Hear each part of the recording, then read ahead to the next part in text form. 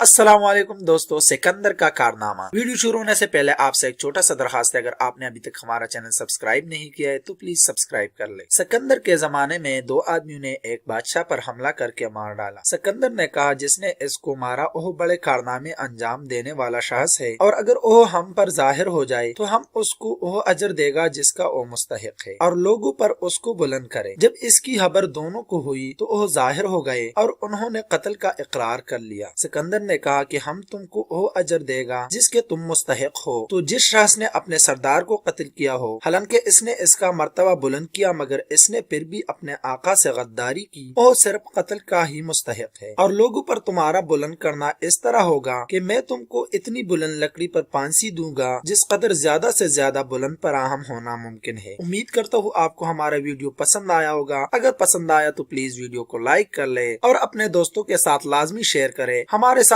इस कार्य में अपना हिस्सा डालें। और अगर आपने अभी तक हमारा चैनल सब्सक्राइब नहीं किया है तो प्लीज मजीद अच्छे इंफॉर्मेटिव वीडियो देखने के लिए हमारा चैनल सब्सक्राइब कर लें। अल्लाह हाफिज।